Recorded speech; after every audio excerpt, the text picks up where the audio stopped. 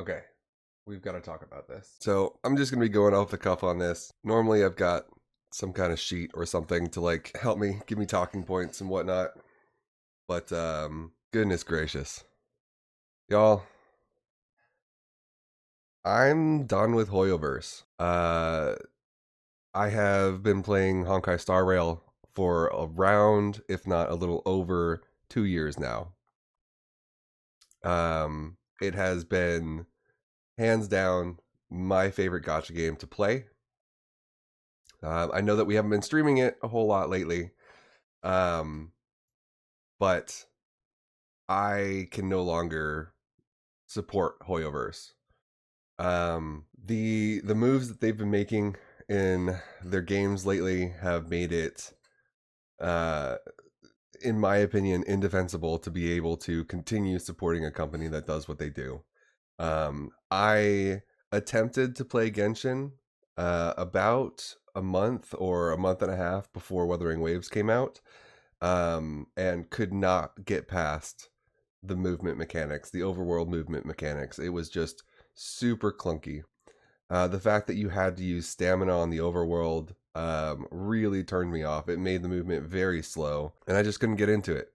I know that there's a lot of controversy that is going around right now based on the pity systems in Genshin, but I don't feel up to date enough to be able to fully comment on what's going on. Zenless Zone Zero has been a lot of fun, but it seems like Hoyoverse has a pattern where they will hook you in with the first year, year and a half, 2 years of content, and then all of a sudden they will put in an extremely predatory system. Genshin absolutely has this with the movement mechanics, traversal mechanics that are locked behind premium characters. And now Honkai Star Rail is getting it in their limited characters as well. Not movement-based things, but account-wide buffs. So we know that Castris is coming out in 2.2, and she is going to have a revival mechanic that activates if she is on your account. She doesn't have to be on your team. If you're in MOC or any of the endgame modes, she doesn't have to be on either team. We also know that there are future characters coming out that are going to give attack-based buffs, speed-based buffs, and most egregiously, skill buffs for just being on your account. This completely removes the strategic pulling of limited characters for free-to-play and low-spending players. And I will not ever top up to get a character. That's just not something that is in not only my budget, but also for my enjoyment of these games. And I know that Zenless Zone Zero will eventually do something similar, locking something behind premium characters that make them must pulls. I feel, at least in the state of Honkai Star Rail right now, that I can no longer strategically choose which characters are going to most benefit my account. Hoyoverse is essentially telling us you have to pull these characters because they're going to balance the game around these increases in power. So, again, I have made the tough decision for myself to uninstall all Hoyoverse games. And I don't think I'm going to be going back. So that does leave a fairly sizable hole in this channel and what we cover. I'm not getting out of the gacha space. Wuthering Waves still really has my heart. It is such a good game. The devs are so incredibly responsive to player feedback. That's not going anywhere. What I will say is there will probably be a gacha hole for the foreseeable future on this account. I'm still really interested in trying new gacha games as they come out. I'm really excited for Arknight's Enfield. I'm really excited for Anata. If Do It Night Abyss makes some changes to their game, I'm really excited for that as well. If you don't know, Arknight's Enfield is going to be another overworld gacha game. It is looking like it's another team-based game, but a little bit different in the fact that you can't actively switch characters during combat. It's more of a modern Final Fantasy style combat system. Anata is looking like a people have likened it to like a Grand Theft Auto style gacha game.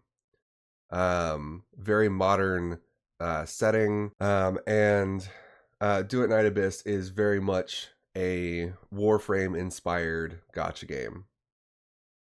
So there are gacha games on the horizon. None of them right now have release dates, which is the disappointing and concerning part of all of this. Is I don't know when those gacha holes are going to be filled, but we will eventually be going back into the gacha sphere, at least deeper than just Wuthering Waves. But for right now, it's just going to be Wuthering Waves. We're going to be playing more Monster Hunter.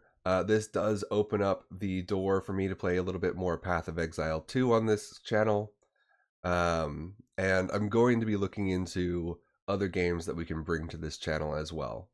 But for the time being, I hope you'll bear with me in this gap that we have in between gacha games, because I just can't keep devoting my time.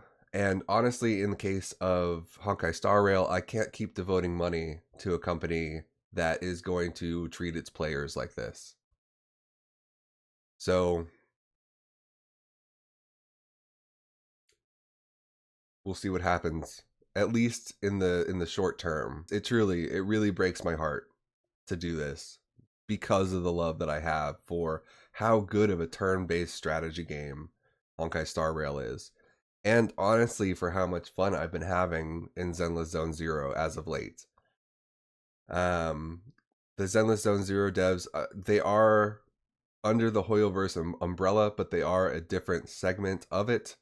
And they have been working really hard to make their game better from 1.0. Because as most of you know, I played in 1.0 and then dropped the game because it was just super clunky, moving from the TVs into combat back into TVs, and just having that gameplay loop being so disjointed in how it all fit together. But 1.4 really fixed a lot of those issues, and they went back and did a whole overhaul of everything, removing a majority of the TVs, making it a more traditional gacha game.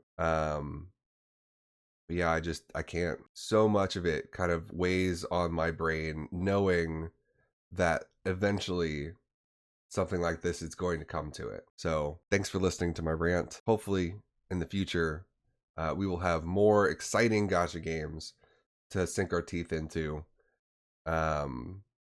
Thankfully, we do have Monster Hunter right now, and that has absolutely been gripping me. So there is that. I really am excited to get back into Path of Exile 2 and really try and work out how to play the game. So thank you for being here. Thank you for supporting this channel, whether it is through bits, subs, or just being here and watching. I really appreciate it. And I love having you guys here, basically in the back couch, watching, commenting, all of that stuff.